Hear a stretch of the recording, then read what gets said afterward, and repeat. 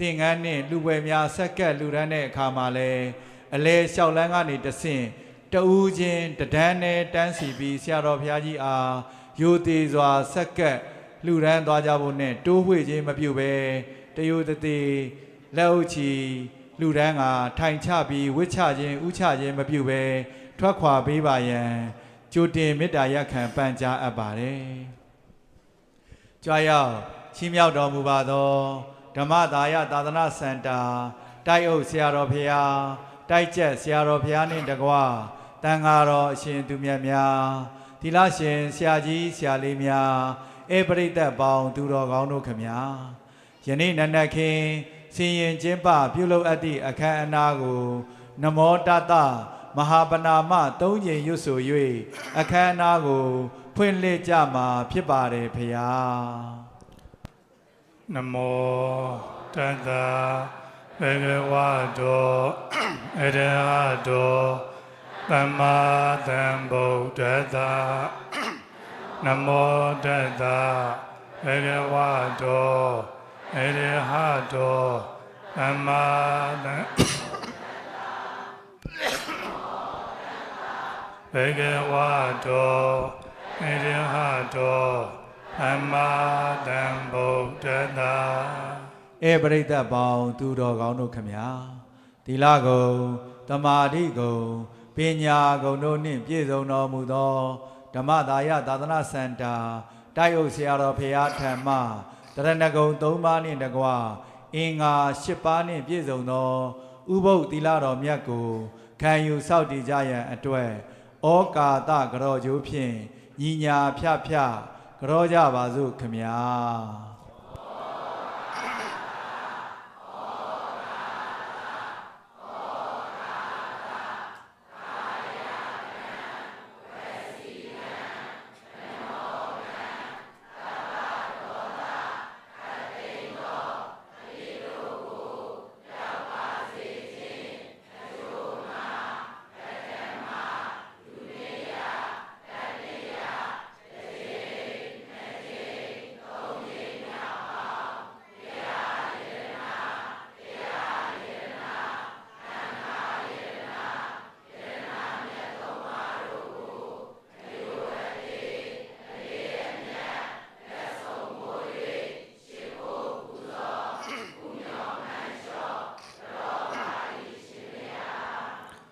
ဘုရားတရားသံဃာယရဏမြတ်၃ပါးမိဘဆရာသမားတို့အားရှိုးသည်မြတ်တို့လက်စုံမိုး၍ရှိခိုးပူဇော်ဖူမြော်မှန်လျော့ကရောကြရာချင်းတည်ဟူသောပူဇော်ဝန္တတက္ကိစာကာရဝကောင်းမှုကုသိုလ်ကံစေရနာအထူးအားဖြင့်ယနေ့ယခုပြုလို့အားထုတ်ကြရသောမန္တလေးမြို့ဦးအောင်ကိုထိုက်တော်မေသူအောင်တမိမအိမ်ချမ်းမြေမိတ်မန္တလေးစားတော်ကုံရောင်းဝယ်ရေးမိသားစုတို့ကကျေးဇူးတော်ရှင်ဗမောက္ခချုပ်ဆရာတော်ဘုရားကြီးနှင့်တိုက်အုပ်ဆရာတော်တို့အားကံထက်ခြင်းသိက္ခာပရပူဇာအလူတော်မင်္ဂလာဆင်ရင်ခြင်းပါ၍၎င်းအလူတော်မင်္ဂလာနှင့်ဆက်လျင်လျက်ပင်သံဃာတော်ရှင်သူမြတ်တို့အားသင်္ကန်းစရှိသောလူပွဲဝတ္ထုအစုစုတို့ကိုလူထမ်းခြင်းကျေးဇူးတော်ရှင်ဗမောက္ခချုပ်ဆရာတော်ဘုရားကြီးအားဓမ္မပူဇာလူထမ်းခြင်းအစရှိသောဒါနကောင်းမှုကုသိုလ်ကံစေရနာပျော်ဝဲမျိုးဥအောင်ဇောဒေါ်ရီရီဝင်းတမိမမြတ်ယရနာဇောအေဇက်စံပင်ရောင်းဝယ်ရေးမိသားစုတို့ကစာချဆရာတော်ရှင်သူမြတ်တို့အားဝါဆိုသင်္ကန်းဆက်ကလူထမ်းခြင်းအစရှိသောဒါနကောင်းမှုကုသိုလ်ကံစေရနာဒေါ်တီရီချိုတမိမဟန်နီချိုမိသားစုတို့ကဓမ္မဒါယသာသနာစင်တာကျောင်းတိုင်း၌ပရိယပฏิပတ်200ကျိုးကိုအာထုတ်ရွှင်ပြော200ကျော်သောသံဃာတော်သီလရှင်ယောဂီသူတော်စင်တို့အားအရုံစွမ်းနေစွမ်းတဏိတာယာတပံစွမ်းတို့ကိုစကလူတန်းရာချင်းတည်ဟူသောဒါနကောင်းမှုကုသိုလ်ကံစေရနာစောင့်တည်ကြရသောသီလကုသိုလ်ကံစေရနာပွားများအထောက်ကြရသောဘာဝနာကုသိုလ်ကံစေရနာတို့ကြောင့်မိမိတို့သည်အလိုမရှိအပ်မတောင်းတအပ်သောအနိဋ္ဌဗေဒံယမံခသိင်ဘောတိုင်းကလိုငြိမ်းကြကုန်သည်ဖြစ်၍ဆောင်ထိန်သီလဒါနာစာကြီးပါရမီကုသိုလ်မငြိညိုပေဝဘဝတိုးတိုးနဲ့မဖို့နိဗ္ဗာန်ကိုရလွယ်ယူလွယ်မျက်မှောက်ပြုလွယ်နိုင်ကြသည်ဖြစ်ကြပါစေအဲဒီကနေ့ဥပုသ်နေ့ဆိုတော့၈ပါးသီလခ ထိုင်စောက်တည်ကြမယ်ခိုင်စောက်တည်တဲ့အခါမှာအမှန်တကယ်ဥပုသ်စောက်တည်မဲ့ပုံကိုယ်တွေကတော့အစားဆုံးလိုက်ဆိုပေါ့နော်ဒီကြုံလို့မို့ဆိုတဲ့ပုံကိုယ်တွေကမိမိကိုမိမိအဋိဌာန်ထားဖို့လိုပါတယ်ဒီတစ်ထိုင်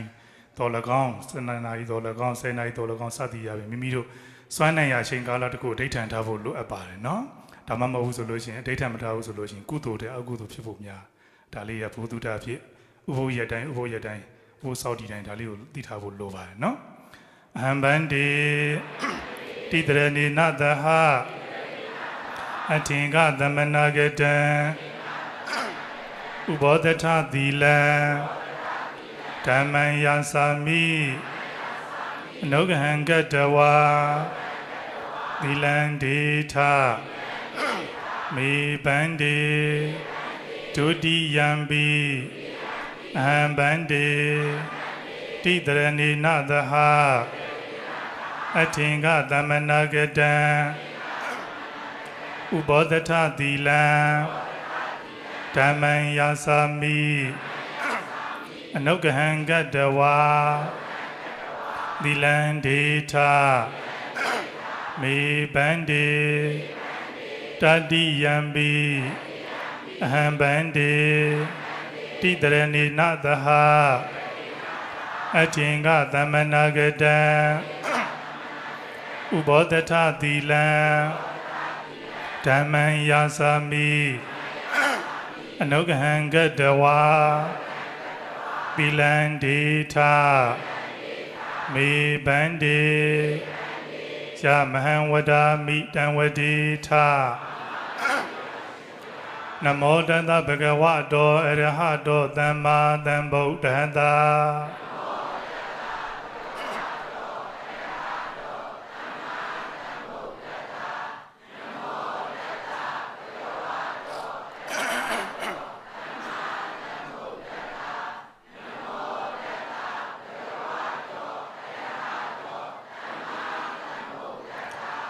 ဗုဒ္ဓံတရဏံကိသာမိဓမ္မံတရဓမ္မံတရဏံကိသာမိသံဃံတရဏံကိသာမိ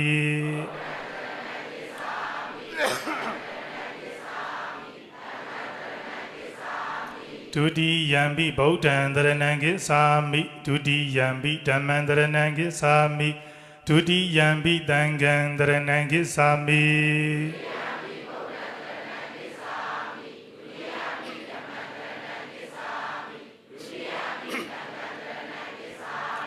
တတိယံပိဗုဒ္ဓံတရဏံကိသာမိတတိယံပိဓမ္မံတရဏံကိသာမိတတိယံပိသံဃံတရဏံကိသာမိ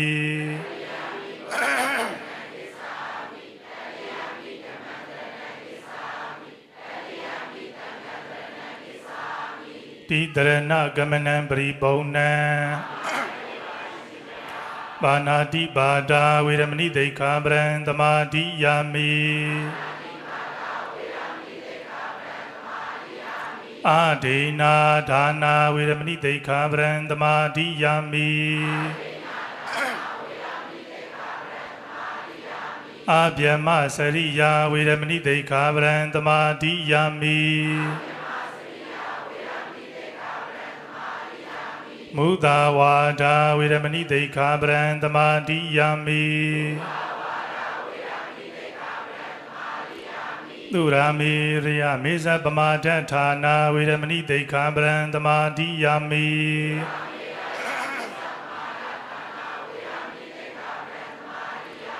ဝိကာလဘောဇနာဝေရမဏိဒိဋ္ဌာပရံသမာဓိယာမိ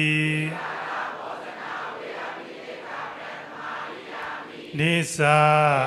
ဂီတာဝါဒိတာဝိတုကာဒသနာမာလာကန္ဒဝိလေပနာဒါရဏမန္တနာဝိဘုဒနာဌာနာဝေရမဏိဒိဋ္ဌာပရံသမာဓိယာမိဥဇာတယနာမဟာတယနာဝေရမဏိဒိဋ္ဌာပရံသမာဓိယာမိ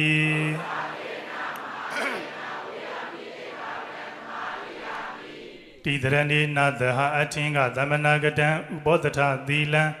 သာဓုကံကတဝါဓမ္မံအပမတိနတံပါတိထာ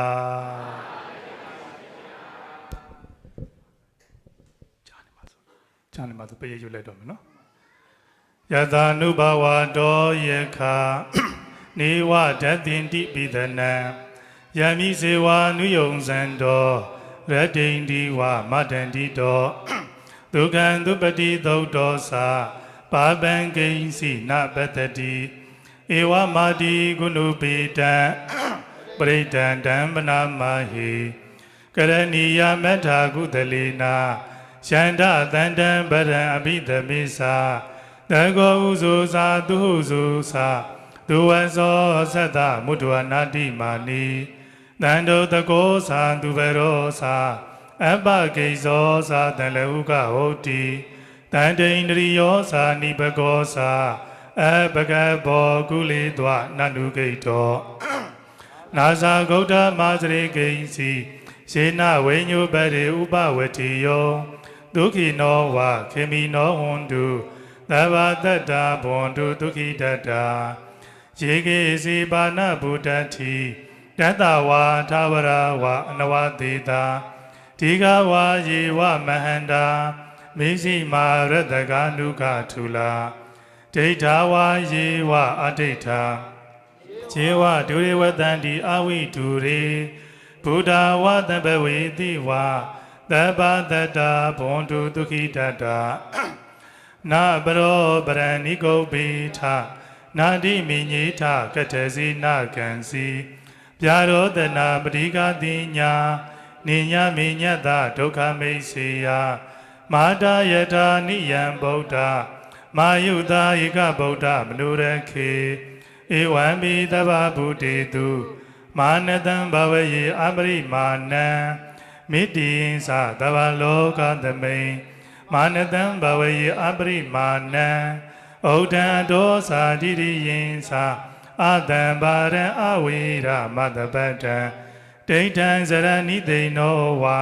တယာနောယာဝတတဝိတမိတောဧတံတတေယဒိဋ္ဌိယပြမမေတံဝိဟာရမိတမဟုဒိဋ္ဌိဇအနုပါကမ္မသီလဝါဒတနိနာတံပန္နောကာမေတုဝိနိယကေတံနာဟိဇာဒုက္ခပတိယပုဏ္ဏရေတိဇန္တောနိမိတံဝမင်္ဂလိဇာယောသာမနာပောတကုဏတတ္တောပါပေကဟောတုတုပိနံအာကန္တံဗုဒ္ဓ ानु ဘာဝေနဝိနာသမင်တုဇန္တောနိမိတံဝမင်္ဂလိဇာယောသာမနာပောတကုဏတတ္တောပါပေကဟောတုတုပိနံအာကန္တံဓမ္မာ ानु ဘာဝေနဝိနာသမင်တုဇန္တောနိမိတံဝမင်္ဂလိဇာ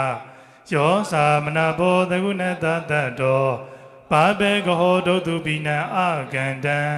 သံဃာ ानु ဘာဝေနဝိနာသမင်တုဘဝတုသဗ္ဗမင်္ဂလံရက္ခန္တုသဗ္ဗဒေဝတာသဗ္ဗဗုဒ္ဓ ानु ဘာဝေနတရာဒုက္ခိဘဝန္တုတေဘဝတုသဗ္ဗမင်္ဂလံရက္ခန္တုသဗ္ဗဒေဝတာသဗ္ဗဓမ္မာ ानु ဘာဝေနတရာဒုက္ခိဘဝန္တုတေဘဝတုသဗ္ဗမင်္ဂလံရက္ခန္တုသဗ္ဗဒေဝတာသဗ္ဗသံဃာ ानु ဘာဝေနတရာဒုက္ခိဘဝန္တုတေသာ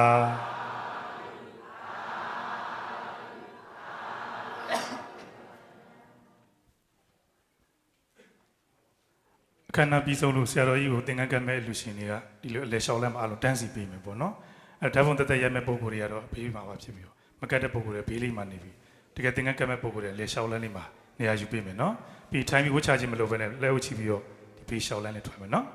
လူရမ်းများလို့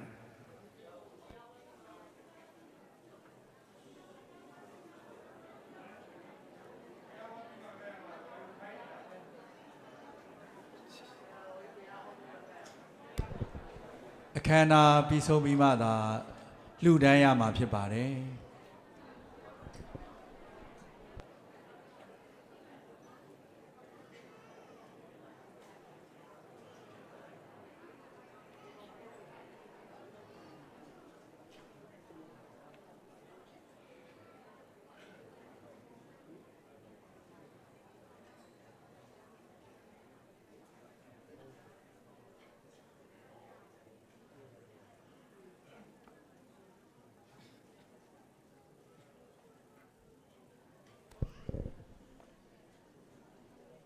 ဆရာတော်ဘုရားကြီးလျှောက်လန်းလာမယ်နဘေးမှာရှိတဲ့ပရိသတ်များခင်ဗျာဆရာတော်ဘုရားကြီးလွတ်လပ်စွာလျှောက်လန်းနိုင်ရန်အတွက်ဈဉ္ဉံလန်းအားနေရာပေးပါရန်လေးစားစွာပန်ကြားအပ်ပါတယ်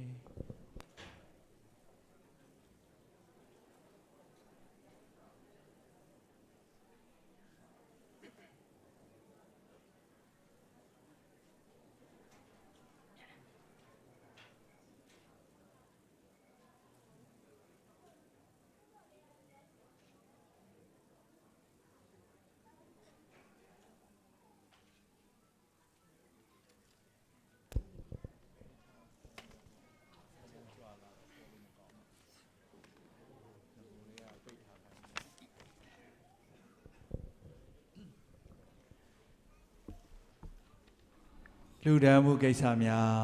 ဆောင်ရွက်ခွင့်ပြုတော်မူပါဖေဟာဆရာတော်ဘုရားကြီးထံအဆက်စွာလူဒန်းနိုင်ရန်အတွက်ဆရာတော်ဘုရားကြီးဤကပ္ပိယကာရကအဖြစ်ကိုချမ်းမြေ့အောင်ကဆောင်ရွက်ပေးပါရန်ပန်ကြားအပ်ပါတယ်ယနေ့အလူရှင်မိသားစုများဖြစ်ကြပါသောမန္တလေးမြို့နေဦးအောင်ကိုထိုက်ဒေါ်မေသူအောင်တမီမတ်အိတ်ချမ်းမြေ့ Made in မန္တလေးစားတောက်ကောင်လုပ်ငန်းမိသားစုတို့ကကျေးဇူးတော်ရှင်ပါမခချုပ်ဆရာတော်ဘုရားကြီးအားဓမ္မပူဇာကျပ်သိန်း30လူဒန်းပေးပါရန်ပန်ကြားအပ်ပါတယ်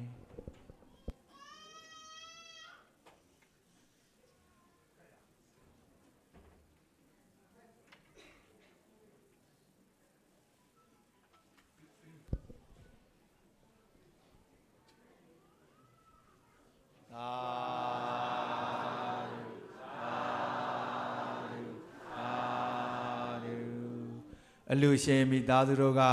တိုက်ဟုတ်ဆရာတော်ဘုရားအားနဝကမ္မ10သိန်းကျပ်စာချဆရာတော်အရှင်သူမြတ်တို့အားနဝကမ္မ3သိန်းကျပ်စီရှင်သာမဏေတို့အားနေရာထိုင်နှင့်အတူသီလရှင်ဆရာကြီးဆရာလေးတို့အားနဝကမ္မ9000ကျပ်စီလူဒန်းပါတယ်တာဓုအနုမောဒနာခေါ်ဆိုကြပါခမညာ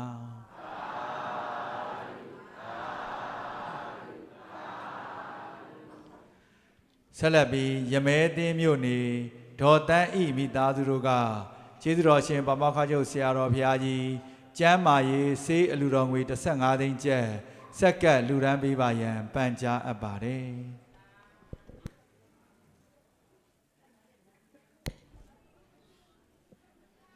ဒေါ်မာကြီးမိသားစုဦးမောင်မောင်တင်မိသားစုတို့နေရာယူထားပေးပါခင်ဗျာ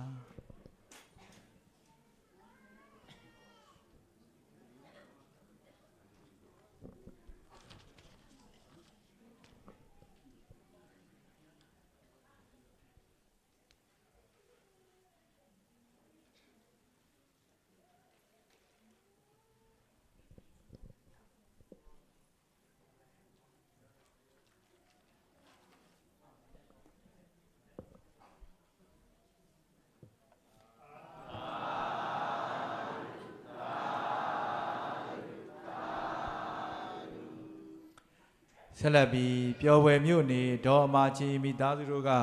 ကျေးဇူးတော်ရှင်ပါမခချုပ်ဆရာတော်ဘုရားကြီးအားဓမ္မပူဇာ10သိန်းကျပ်စက္ကပ်လူဒန်းပေးပါရန်ပန်ကြားအပ်ပါတယ်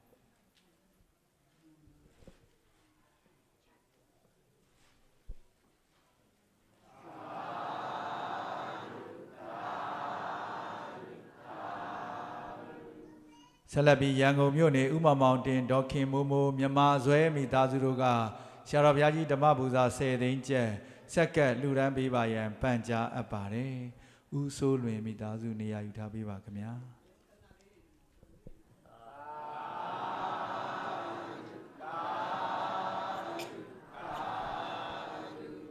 ဆက်လက်ပြီးရန်ကုန်မြို့နေဦးစိုးလွင်ဒေါ်ဆန်းငွေတမီမတ်ဇာဇာလင်းမိသားစုတို့ကကျေးဇူးတော်ရှင်ပါမခချုပ်ဆရာတော်ဘုရားကြီးအားဓမ္မပူဇာ10သိန်းကျပ်စက္ကပ်လူဒန်းပေးပါရန်ပန်ကြားအပ်ပါတယ်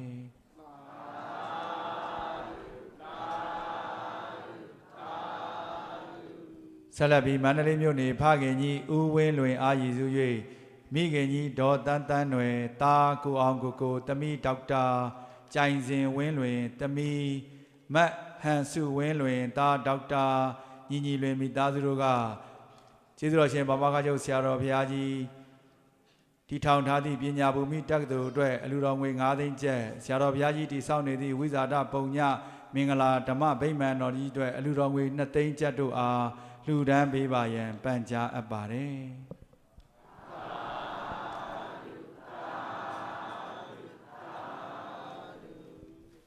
ဆက်လက်ပြီးကိုအောင်စောမတ်ရီဝင်းတမီမတ်မြတ်ရတနာစောအေဇက်စံပင်ရောင်းဝယ်ရေးမိသားစုတို့ကတမီမတ်မြတ်ရတနာစောဤ2နှစ်ပြည့်မွေးနေ့အလှအဖြစ်ဆရာတော်ဘုရားကြီးအားဓမ္မပူဇာ3သိန်းကျပ်နှင့်အတူပင့်တန်ဃာတော်အရှင်သူမြတ်တို့အားနဝကမ္မ9000ကျပ်စီနှင့်တန်ဃာတော်အရှင်သူမြတ်တို့အားဝါဆိုသင်္ကန်းဆက်ကပ်လှူဒန်းပေးပါရန်ပန်ကြားအပ်ပါတယ်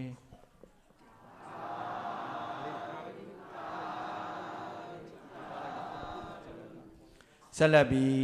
ကိုခိုင်စောမတ်ယွယွဇော်ဟိန်မမန်းလက်လီလက်ကားရောင်းဝယ်ရေးမိသားစုတို့ကကျေးဇူးတော်ရှင်ပါမောက္ခချုပ်ဆရာတော်ဘုရားကြီးအားဓမ္မပူဇာ10သိန်းကျပ်ဆက်ကပ်လှူဒန်းပေးပါရန်ပန်ကြားအပ်ပါတယ်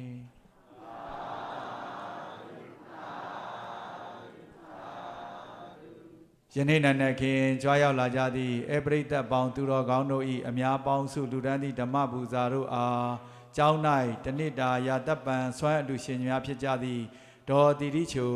တမီမေဟန်နီချိုမိသားစုတို့ကအများကိုစားဆက်ကပ်လှူဒန်းပေးပါရန်ပန်ကြားအပ်ပါတယ်အလှရှင်ကိုစားဒေါက်တာမင်းရဦးမှလှူဒန်းပေးပါရန်ပန်ကြားအပ်ပါတယ်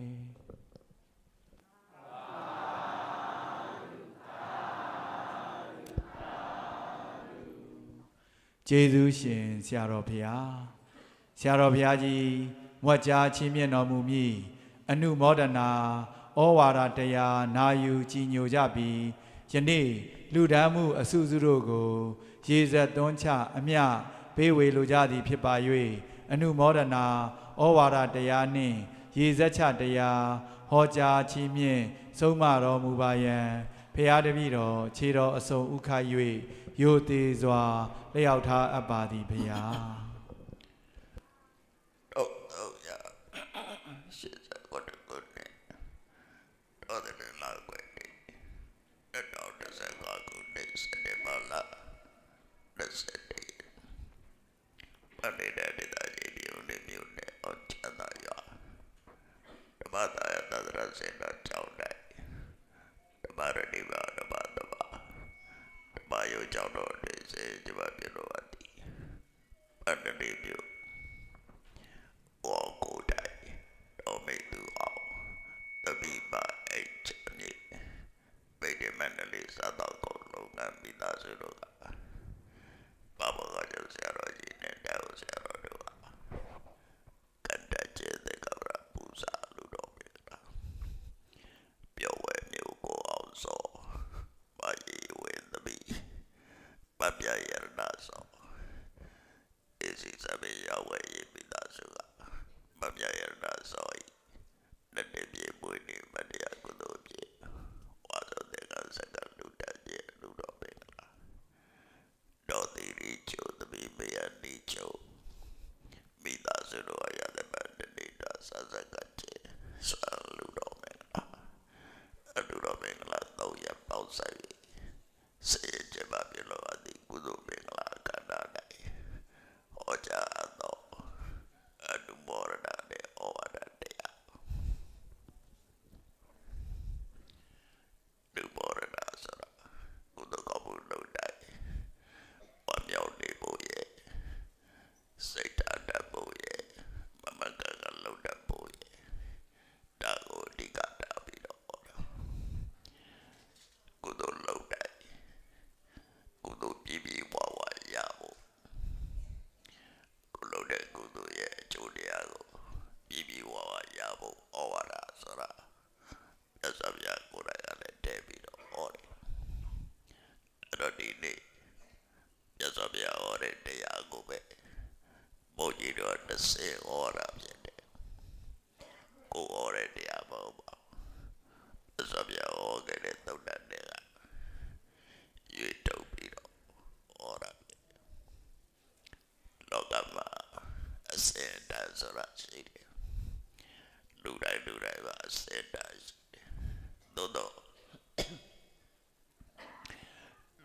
တော့ပါတဲ့စေတသမတ်ကြလေ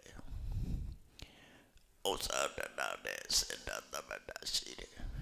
ပညာတဲ့စေတသမတ်ရှိတယ်ယာတုတဲ့စေတသမတ်ကြရှိတယ်ဒီတို့သမတ်ကြတရားမင်္ဂတလာဆိုမတေတလောက်မှတ်တယ်တော့ဝအမှန်တော့မဟုတ်လူပဲဖြစ်ဖြစ်ပုံကြီးပဲဖြစ်ဖြစ်စေတရှိတယ်တော့ဘုဒ္ဓတွေပြောကြတယ်မကောင်းတဲ့လူဆိုရင်စေတမရှိတဲ့လူလို့ပြောကြလူဆိုတာလူရဲ့စေတတို့တူပဲဘာသာတရားကိုကိုးကွယ်ကြတယ်ဗုဒ္ဓဘာသာတွေပါလည်းပဲစေတရှိတယ်ပုံကြီးတွေပါလည်းစေတရှိတယ်လူတိုင်းလည်းလူကောင်းမဟုတ်ပုံကြီးတိုင်းလည်းပုံကြီးကောင်းမဖြစ်ဘူးဒါလောကကြီးပါစိတ်တိုင်းလည်းတမှုရှိတာမဟုတ်ရွှေတိုင်းလည်းရွှေကောင်းမဖြစ်ဘူးဒါလောကရဲ့သဘာဝပဲအကောင်းနဲ့အဆိုးဆိုတာရှိနေတာပဲအဲ့တော့ကိုယ့်ရဲ့ရွေးချယ်မှုမိမိကိုယ်တိုင်ကကောင်းအောင်ကြိုးစားဖို့ပဲသူပြန်မကောင်းတာတော့ကိုယ်နဲ့သိမဆိုင်အဲ့တော့ကိုယ်တိုင်ကောင်းအောင်ကောင်းမကောင်းကိုရွေးချယ်တတ်ဖို့တရားနာရတယ်ဆိုရရဲ့ဆုံးမတွေသိအောင်ကြိုးစားကောင်းမကောင်းရွေးချယ်တတ်ဖို့အဲ့ဒီရွေးချယ်တဲ့ပညာရဖို့တရားနာကြတယ်ရွေးချယ်ဖို့ကအလုံးမဲ့ကွဲပြားကြတာစိတ်ကောင်းကြောက်ကောင်းသိဖို့ရလူတိုင်းသိတာပေါ့စိတ်ကြောက်ကိုနားလေကြံ့ကျင်တဲ့ပုဂ္ဂိုလ်ရဲ့ကိုကြီးနဲ့ကောင်းစုအကြတို့လူပဲရွှေစိတ်ရွှေမစိတ်ရွှေကောင်းရွှေညအဲ့လည်းပဲပညာရှိမှသိတယ်ဒီနေ့အပါကိုယ့်ရဲ့ဘဝလူတွေတိစောက်ကြသာသနာ့ဘဝဝင်ပြီးတော့သင်္ကန်းဝတ်ကြတဲ့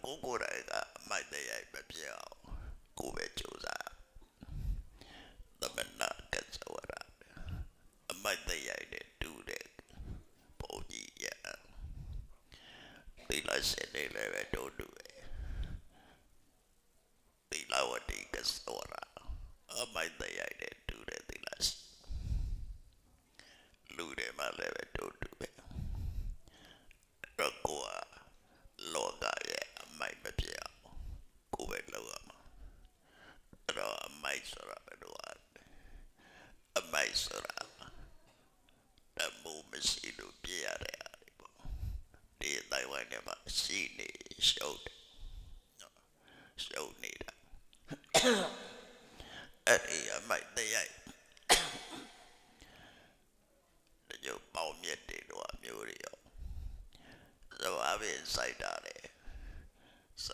ကိုပြည့်စည်မဲ့ဒီနာမျိုးတွေကလည်းဝင်ပေါက်တတ်တယ်အဲ့ဒီပေါက်ရင်စပါးပဲနေပြက်ကုန်အဲ့ဒါမျိုးကိုလည်းအမိုက်တရားတို့ခေါ်တယ်လူလောကထဲမှာပြက်လာပြီးတော့လူလောကကြီးကိုပြည့်စည်လို့ရှိရင်အဲ့ဒါအမိုက်တရားပဲနော်အမိုက်တရားကလည်း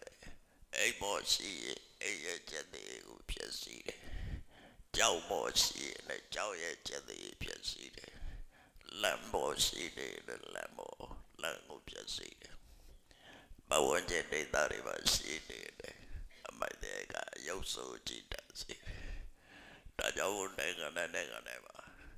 အမိုက်သိတဲ့စနစ်လို့ရတယ်အဲ့တော့ဘယ်ကနေအမိုက်တာသိလို့ရပုဂ္ဂိုလ်ဆိုတဲ့အမိုက်တွေကြောင့်သိလို့မရနော်အတိုင်းဝိုင်းထဲမှာအမိုက်ဆိုတာပါလာတယ်လူတွေသုံးဆောင်တဲ့ရှိတဲ့အမိုက်ကြတော့ရှိတော့ကတော့ beauty spell လို့ခေါ်တယ်အင်္ဂလိပ်စကားခုကတော့စီးပင်အမေပြောင်းတာဒါပေမဲ့အင်္ဂလိပ်လိုခေါ်တယ်စီးပင်လို့ဘာလို့အင်္ဂလိပ်လိုသုံးတာတော့ beauty spell နော်အဲ့ဒီအမိုက်တွေမရှိရအောင်တန်ရှင်းအောင်ဆိုရပါတာဒါကြီးတကူလုပ်ပြီးတော့လောကကြီးသားရလာပါလို့အဲ့တော့အဓိကချက်ကတော့ပုံကြီးပဲဖြစ်ဖြစ်လူပဲဖြစ်ဖြစ်တိလာရှိပဲဖြစ်ဖြစ်ကိုယ်ရဲ့အမိုက်ပဲဖြစ်အောင်ပဲကြိုးစားရအောင်ကိုယ်ရဲ့အမိုက်ပဲဖြစ်ဖို့ပဲအဲ့တော့အမိုက်ဆိုတာဘယ်လိုအားလဲရန်တကားတွေထဲမှာအမိုက်ဆိုတာကိုကျင်သိလာလည်းမကောင်းယုံကြည်ချက်လည်းမရှိဘူးပုံမှန်တော့ဝတ်တာနဲ့ယူနီဖောင်းကတော့တူတူပဲတော့ရှိလိုက်တဲ့ဒီချက်တွေမပြည့်ဘူးဆိုရင်အမိုက်တရားဖြစ်ပြင်မှန်ကကြည့်ပြီးတော့ပုံကြီးလို့သတ်မှတ်ရပါပဲယင်းထဲမှာအမိုက်တရားတွေရှိနေတာအမိုက်တရားပဲနော်ပြတ်သွားပြကအတိုင်းဝိုင်းတဲ့အနေပဲတုံးဖို့ဟောတယ်အဲ့ဒါကဲဟုတ်ပြီဥပဒကပါလေဘုရားဘာသာကိုယ်ွယ်ကြတယ်ဘုရားဘာသာဝင့်နေဘုရားတရားတော်မြတ်တို့ယုံကြည်ကြတယ်ဘုရားဘာသာဝင့်နေပါအညာစာဘုရားဘာသာပတ်တရားပဲအကောင်းစားရရနာတိုက်တဲ့ဘုရားဘာသာလည်းရှိတယ်အဲ့တော့အကောင်းပြောလိုက်ရင်ဆိုလဲနားလဲပြီးသားပြတော့အကောင်းတစ်မျိုးပဲပြောပြကိုယ်ကောင်းကြိုးစားဖို့မှာတော့ပြတ်ကဥပဒကယရနာတိုက်တဲ့ဥပဒကယရနာတိုက်တဲ့ဗုဒ္ဓဘာသာဘယ်လိုအားလဲနံပါတ်1ချက်ကကံကံဤအကျိုးယုံကြည်ခြင်းဒါအဓိကချက်တကူပဲနော်ဗုဒ္ဓဘာသာပြည့်ရင်ကံကံဤအကျိုးယုံကံကံဤအကျိုးယုံတဲ့ကကောင်းတဲ့ကံမကောင်းတဲ့ကံကုသိုလ်ကံအကုသိုလ်ကံဒုကုသိုလ်ကံရဲ့အကုသိုလ်ကံရဲ့အကျိုးဆိုတာရှိတယ်ကံကံဤအကျိုးယုံကြည်ဗုဒ္ဓရဲ့ဂုဏ်ကိုအသိဉာဏ်နဲ့သိပြီးယုံကြည်ရမယ်ဓမ္မရဲ့ဂုဏ်ကိုအသိဉာဏ်နဲ့ယုံကြည်ရမယ်သံဃာဂုဏ်ကိုအသိဉာဏ်နဲ့ယုံကြည်ရမယ်အဲ့ဒါကိုတတ္တယုံကြည်သူတတိယဖြင့်ယင်းထဲမှာပြပေါ်လာတယ်ကောင်းတဲ့အလုပ်တွေနဲ့ပတ်သက်ပြီးစိတ်ဝင်စားတော့စိတ်ဝင်စားတာ၃မျိုးရှိတယ်တရားတရားရှိရင်စိတ်ဝင်စားလာတာ၃မျိုးဘာလို့တသနာ ဘောတိလာဝတ္တကိုကျင်တဲ့အကောင့်တဲ့ပုဂ္ဂိုလ်တွေကိုတွေးကျင်တယ်ပူမျောကျင်တယ်လူတော်လူကောင်းတွေတွေးကျင်တယ်ပူမျောကျင်တယ်ဒီဆန္ဒရှိတယ်တတ္တမသောတုပိစတိသူတော်ကောင်းတရားကိုကြားနာလို့တဲ့ဆန္ဒရှိတယ်ဒါကတကူဝိနည်းမစေတာမလားကိုပိုင်ဆိုင်တဲ့ပစ္စည်းနဲ့ပတ်သက်ပြီးမြဝေပြီးကစားတတ်တယ်။နှမြောတွန်းတို့ပြီးတော့မနေဘူး။သူတိုက်တာတဲ့သူဆိုလိုတာကနော်ဒီလာရှိတဲ့ကိုယ်တွေကိုပုဂ္ဂိုလ်တွေကိုတွေးကျင်တယ်တရားနာကျင်တယ်လူကျင်တယ်တန်းကျင်တယ်အဲ့ဒါသရတရားရဲ့သင်္ကေတတွေပဲအဲ့ဒါရှိရမယ်ကိုအဲ့ဒီစိတ်ရှိပါအဲ့ဒီပဲလေသုံးမျိုးလုံးမရှိတာလည်းရှိပဲလူတော့လူကျင်တယ်တရားနာမှပြင်းတယ်တရားမနာချင်ဘူးအဲ့ဒါလည်းရှိတယ်လူတော့လူကျင်တယ်သိလာရှိတဲ့ပုဂ္ဂိုလ်သင်တော်တဲ့ပုဂ္ဂိုလ်ရွေးချယ်တာမလုပ်အဲ့တော့အင်္ဂါ၃ရက်သူတော်ကောင်းတွေကိုတွေ့ချင်တယ်သူတော်ကောင်းတရားကိုနာယူချင်တယ်လူကျင်တတ်ခြင်းအဲ့ဒါကိုတရားတရားရှိတယ်လို့ပြောတော့နောက်တစ်ခုကတော့ကုသိုလ်ကိစ္စတွေပါစိတ်ဝင်စားတယ်စိတ်ကြည်နူးတယ်အဲ့မှာရှိတဲ့ကိုယ်ဝဲတဲ့တရားကိုစိတ်ပြီးပန်းရေးချင်ဘုရားကတတ်ရှိလို့တယ်အမြဲတမ်းတည်လို့တယ်လာလာပါပါဖြစ်နေအောင်ပြင်ဆင်တယ်မနေ့ဘုရားရှင်ကိုတယ်ညဘုရားရှင်ကိုတယ်ဘုရားကကိုအသက်ပြတ်ဆုံးပြောင်းလို့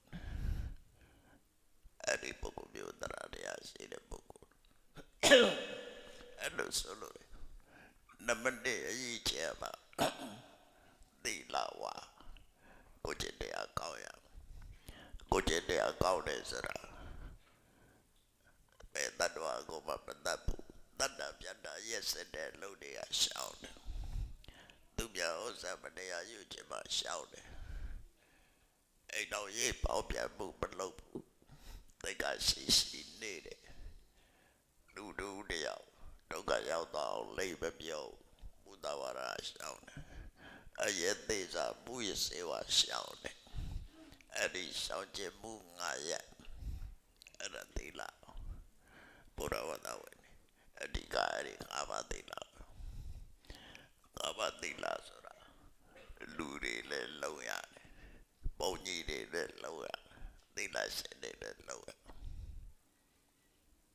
မြတ်စွာဘုရားကိုယ်တိုင်ငါးပါးသီလလုံတာတချို့ကတဲ့နေမှာငါးပါးသီလလူတွေစိတ်ဓာတ်လို့အောင်ပြီအဲ့ဒါအခြေခံသီလပဲအဲ့ဒါပဲပုံကြီးတွေကြတော့ပါကွာသွားလူတွေကြတော့ကာမိတုမိစ္ဆာစာပုံကြီးသီလရှင်ကြတော့အပြတ်ပါစရိယအဲ့ဒါလေးပဲကွာနော်လောဝရှောက်ကျတဲ့စိတ်လူကြတော့အဲ့နောက်ပဲနဲ့နေလို့ရအဲ့နောက်ပဲဘုံနဲ့လူနဲ့မလို့အဲ့ဒါကွာအဲ့တော့သီလဝါဆိုင်ရာလိုက်တာပဲကိုကျင့်သီလတွေပြည့်စုံတယ်အဲ့ဒါဆိုရင်ဘုရားဘာသာမှာအခြေခံအဖြစ်တော်ဝင်ယရဏတိုက်တဲ့ဘုရားဘာသာဖြစ်တယ်နောက်တစ်ခုကပါတော့အကောဒူအလာမင်္ဂလိကောတယ်ဘုရားဘာသာဖြစ်လာလို့ရှိရင်လောကီမင်္ဂလာတွေကိုတရလေးတာတယ်မလို့ရအောင်လောကီမင်္ဂလာဆိုတာမြတ်စွာဘုရားမပွင့်ခင်ကမင်္ဂလာတော့ပါတယ်စနေနေ့ကြမင်္ဂလာပါလေဆိုပြီးတော့စူးစမ်းပေးလာကြတယ်လောကမျက်စိနဲ့ကောက်တာလေ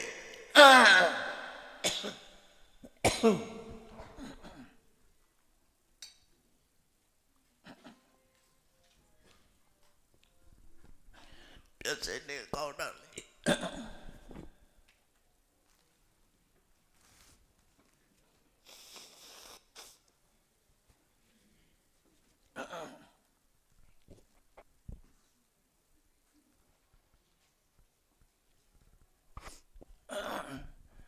စင်းနေကောင်းတာလေပြည့်ရဲ့မင်္ဂလာရှိတယ်လို့ယူဆတယ်အခုအချို့တော့ပုဂ္ဂိုလ်တွေပပပြေပါလေရှိတယ်ကြာနေဖို့ရကြတော့နေကြတဲ့စိတ်ကိုစောင့်တာနော်လူရတော့မှကြာဆန်းနေလို့ကြာဆန်းရင်ယူလူတယ်တန်ပေါက်ဆိုရင်ပေါက်သွားမစိုးလို့လားမသိဘူးမလို့မသိတယ်ပြမနဲ့လို့အဲ့တော့အကြံပေးခြင်းမသိလို့မကောတဲ့အပယ်လို့ကောလိုက်ပေါ့အဲ့ဒီလိုအတန်နဲ့နောက်လိုက်ပြီးတော့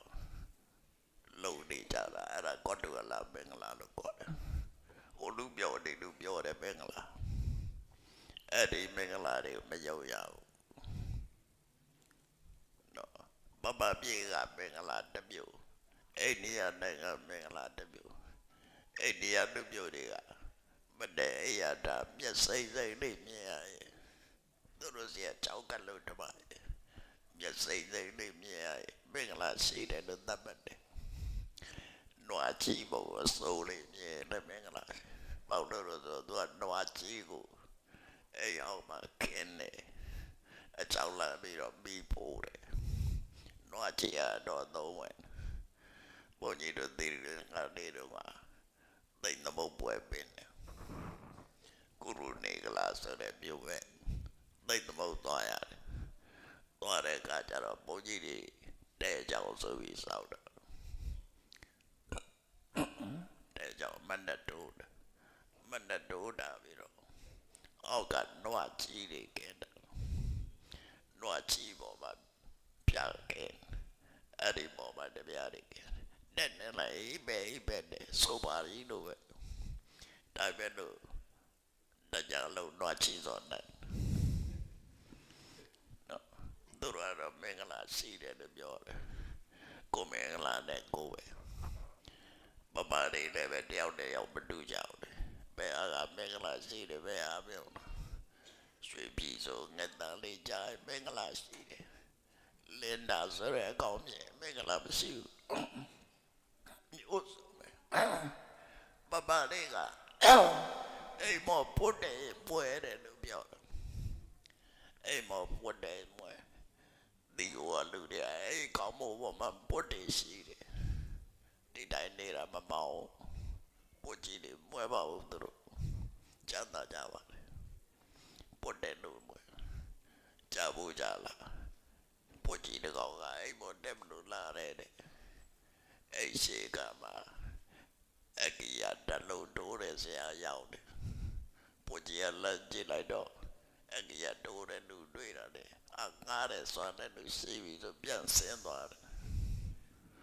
မွဲတာကအဲ့ဒါပို့တိုးတာနော်အောင်လို့သူနာမည်အောင်လို့ရနိုးအောင်လို့ဘယ်တော့အောင်လို့မအောင်သေတာသွားဒီတကြီးအောင်တော့မှဒီတချီအောင်တော့မှဘုံလို့လည်းငယ်တော့ကြောက်နေပဲကြာညမျိုးမှာတကောင်ကြာမှနေတဲ့ဘုန်းကြီးတွေရှိတယ်ကြောက်ပါဘွားတော့ကတကယ်ကြီးသူလည်းပို့တော့တယ်အောင်လို့လည်းသေသွားပြီမရှိတော့နော်အဲ့တော့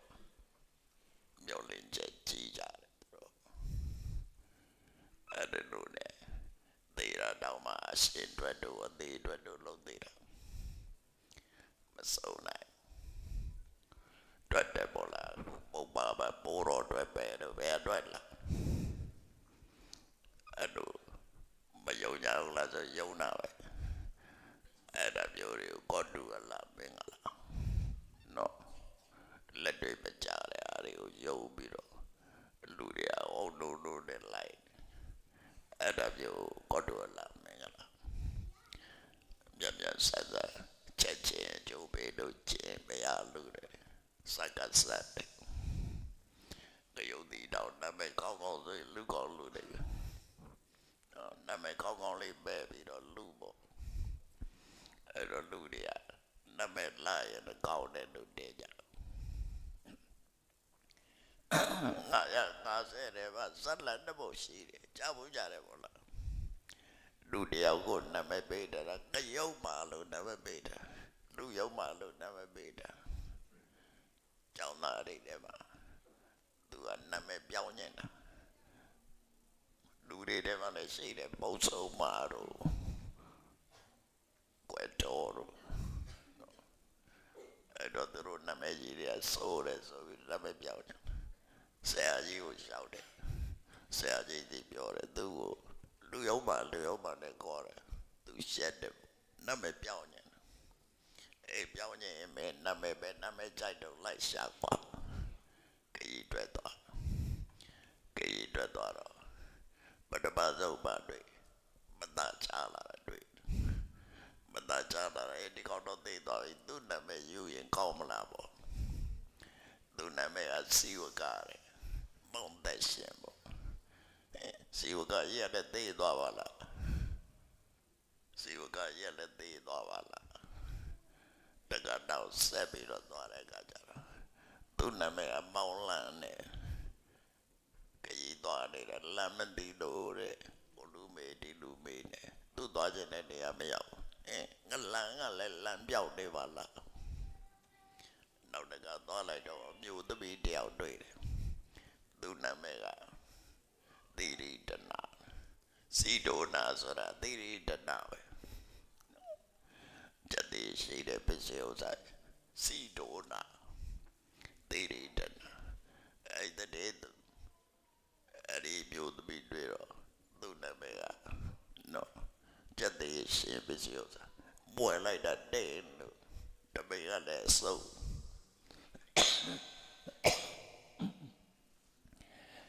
အဲ့ဒီသုံးခုလောက်တွေ့တဲ့အခါကျတော့ကျန်တဲ့ဆိုတဲ့လူနဲ့စီရတာပဲငလန်းကလည်းလမ်းမတာပဲ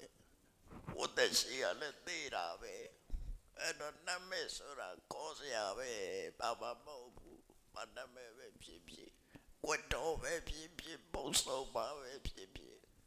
နော်နာမည်ကကောမှုပဲသဘောပေါက်လာပြီနာမည်မပြောင်းတော့ဘူး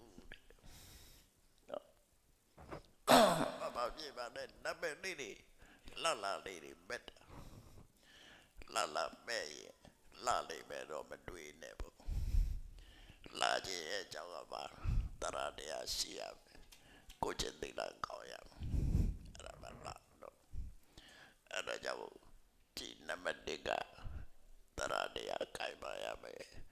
နံပါတ်2ကကိုကျင့်သိလာကောင်းရမယ်နံပါတ်3ကဟိုပြောလူပြောသူ့ဘောမင်္ဂလာတွေတော့မလိုက်တဲ့နော်အဲ့ဒါတွေကိုမယုံတဲ့ယုံရပါပါတော့ကမ္မပစ္စေတိတော့မင်္ဂလာအဲ့ဒီမင်္ဂလာရှိတယ်ဆိုတာတွေမယုံတယ်ကိုကောင်းတာလောက်ပါကောင်းတာဖြစ်တယ်ကုသိုလ်ကအကုသိုလ်ကပဲယုံပါမဟုတ်တာမလုပ်ပါနဲ့ကောင်းတာပဲလုပ်ပါအပြစ်ကင်းတဲ့လုပ်ပဲလုပ်ပါအပြစ်ရှိတဲ့လုပ်ကိုလုပ်ပါနဲ့ဒါတစ်ချက်နောက်ဆုံးတစ်ချက်ကတော့သူ့ရဲ့ရွေးချယ်မှုလူဆိုတာဘဝရလာလို့ရှိရင်ဒါကောင်းမှုပြုကြလူတိုင်းဘယ်ဘာသာဝယ်ပဲဖြစ်ဖြစ်ဒါကောင်းမှုပြုတယ်ဘာသာဝယ်မပြောနဲ့ဘာတော့မှကုသိုလ်ကောင်းမှုပြုတယ်လို့ရှိအရက်ဆိုင်မှလည်းကုသိုလ်လုပ်တယ်လို့ရှိမရှိဘူးလားဘာမှလည်းကုသိုလ်လုပ်တယ်လို့ရှိကိုကပြောတယ်ဘာလဲအရက်သမားတွေကလည်းကုသိုလ်လုပ်တာဒီတကပဲတော့ဝဝတောက်ကြငါလူမယ်ဆိုတာလေဟုတ်တော့ဒါကောင်းမှုဆိုတာနေရာတကာရှိတယ်အဲ့ဒီမှာဗုဒ္ဓဘာသာစစ်ကြတော့ရွေးချယ်မှုရှိရမယ်ကိုလူတဲ့လူဒါနာကြိုးရှိမဲ့နေရာရွေးချယ်ရမယ်ကိုကျင့်သိလာကောင်းတဲ့နေရာရွေးချယ်မှုနဲ့လူရမယ်အဲ့ဒီမှာဒါကောင်းမှုလုပ်ရမယ်နေရာတကာတိုင်းမှာလောက်တာမျိုးမဟုတ် အဲ့လိုဆိုလို့အလုံးမမိကြဘူးနော်နံပါတ်1ကတတ်တာယုံကြည်ချက်နံပါတ်2ကကိုကျင်သိလားနံပါတ်3ကလူပြောသူပြောမင်္ဂလာလက်မကန်နဲ့နံပါတ်4ကကမ်းမဲ့ရုံရမယ်လောကီမင်္ဂလာတွေကိုမယုံနဲ့နံပါတ်5ကကုသိုလ်လုပ်တဲ့အခါမှာကိုွယ်တဲ့အတိုင်းဝိုင်းထဲမှာရွေးချယ်ရမယ်အဲ့လိုဆိုလို့နော်အဲ့ဒါဆိုရင်ဗုဒ္ဓဘာသာယရဏတိုက်တဲ့ဗုဒ္ဓဘာသာဝင်ဖြစ်တယ်အဲ့ဒီတိုက်လိုက်တာယရဏတိုက်တဲ့ဗုဒ္ဓဘာသာအဲ့ဒါတွေမပြည့်စုံဘူးဆိုရင်ဥပဒကအညံစာဗုဒ္ဓဘာသာအညံစာဗုဒ္ဓဘာသာအမိုက်တိုက်ရိုက်ပဲဖြစ်မယ်နော်အဲ့ဒါကြောင့်ဘုလောကကြီးမှာအကောင်းနဲ့အတုနဲ့အစစ်အကောင်းနဲ့အညံကွဲခြားသိဖို့အတွက်မြတ်စွာဘုရားဟောတဲ့တရားတွေကိုမှတ်သားပြီးတော့အကောင်းရအောင်စိတ်ဝဲခြင်းစိတ်ကြောင့်လေးလားရွှေဝဲခြင်းရွှေကြောင့်လေးလားဒါမှအကောင်းရမှာဖြစ်တယ်ဒါကြောင့်ဘုရားဘာသာမှာအကောင်းဆုံးဘုရားဘာသာဝင်ဖြစ်အောင်ဒီမယတရားတော်ကဂိုက်လိုင်းတာပြီးတော့အကောင်းဆုံးရအောင်ရွှေချဲလိုက်တာနိုင်ကြပါစေ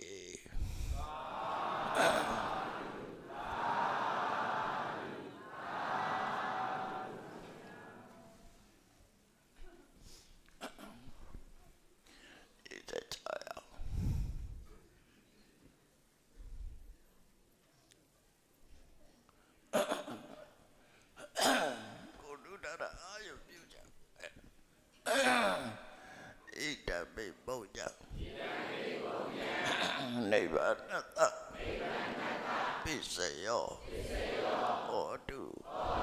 ရှင်ဘုရားဘုရားတွေတော်တို့သည်ယဗုဒ္ဓဤဆုံးမကိုယုတ်ကြည်မြတ်တို့အကိုကြပါသောကြောင့်တရဏဂုံသီလကိုစောင့်တည်ကြပြီလေတရားဓမ္မကိုနာယူကြပါကုန်၏သင်္ကန်းသပိတ်ပရိကရာတို့ကိုလူတံပြည့်တဲ့ကန္တချင်းသေကဗရာပူဇာအတူတော်မင်္ဂလာကိုပြုလုပ်ကြပါကုန်၏ကံဆောင်သံဃာတော်တို့ဟာသံဃာဒါနလောက်လူကြပါကုန်၏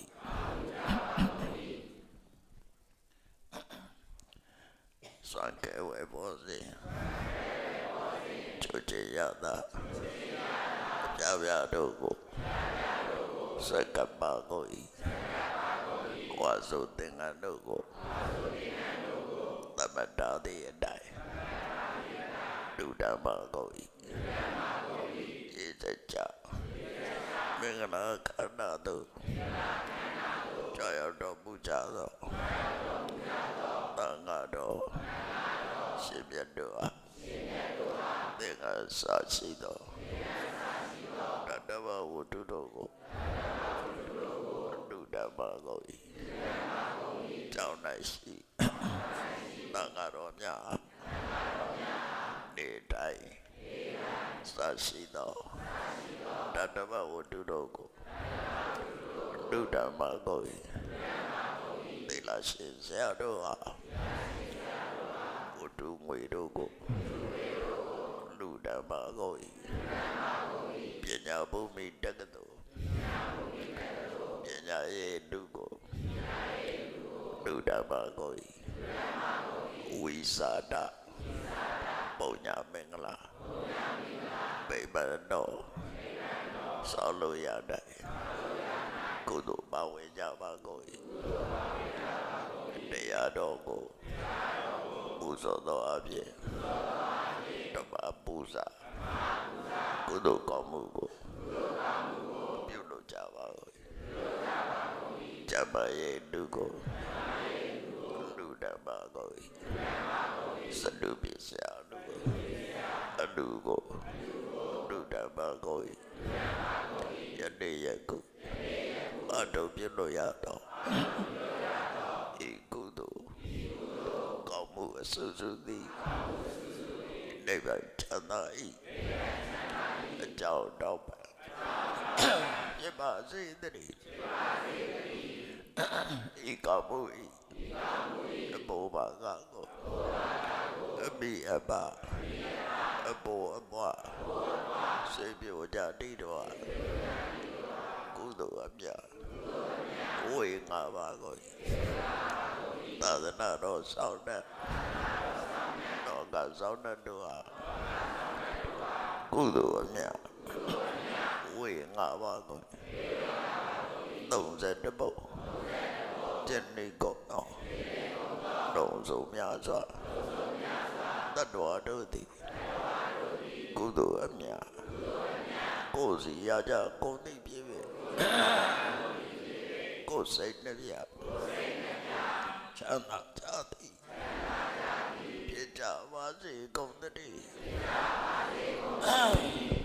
ကုသိုလ်အမြတ်